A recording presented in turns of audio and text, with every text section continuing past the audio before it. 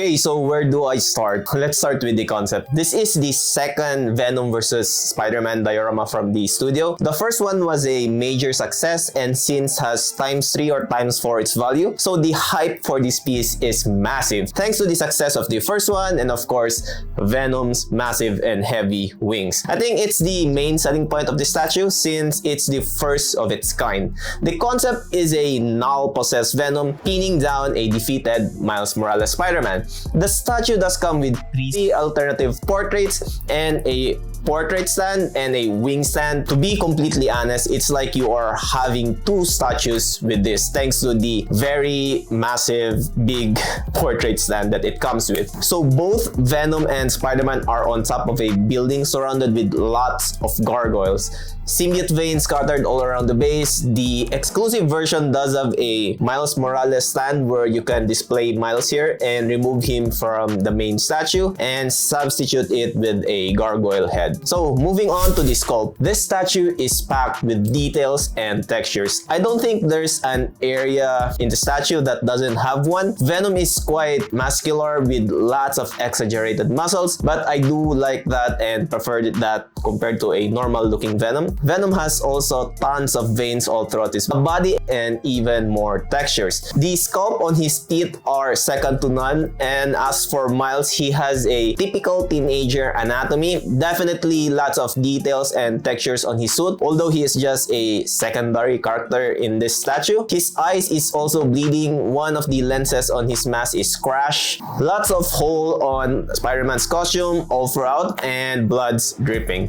As for the paint, I think that is where I have problems. Venom is painted with one color and I kind of wish he has more highlights to, well, highlight the veins. The base is also mostly contains one color, which is gray. Could have added more shading and stuff to add some depth to the statue. It does have some brownish paint but only on selected areas. Also, the symbiote paint on the top of the base is of different color from Venom and the other symbiote tendrils. No worries though because the commissioner will fix this for me. The paint on the teeth, however, on the portrait is extremely well done in my opinion. I do love them a lot. However, I don't like quite the red they use for the tongue and the gums. I wish it was more red or more vibrant. So some issues that I encountered with the statues besides the paint is the deformation of symbiote tendrils thanks to the shipping. I think that is unavoidable, but the good thing is you can fix them with heat blower. It's actually a very easy fix. The statue does have a few parts that needs to interconnect with each other, so be mindful of that, and because of this it introduced a lot of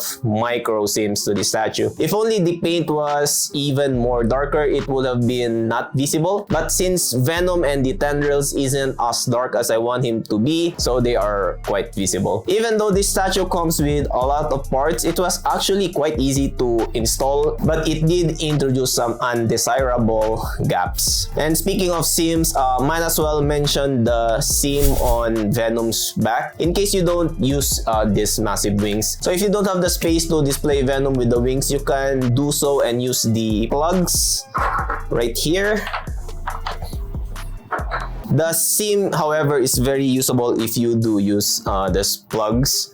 But I don't think that's an issue, to be honest. I mean, you bought this Venom for its wings. And I think the no-wing version of this Venom doesn't have the seam on his back. And since the wings is removable, you could still tell that there are seams up there. But it totally doesn't bother me. Those are unavoidable stuff. Lastly, on the seam is the factory did a bad job on hiding the seam on his shoulder.